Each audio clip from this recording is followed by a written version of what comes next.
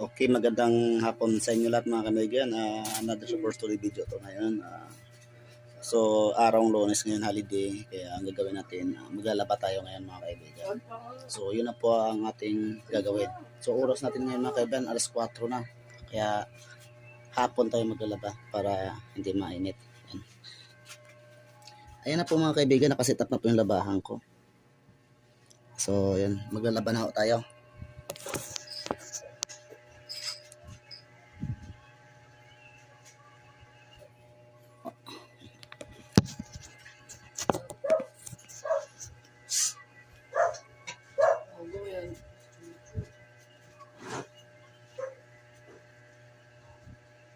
So, laba-laba tayo mga kaibigan. Yan. Medyo marami-rami pong labahan natin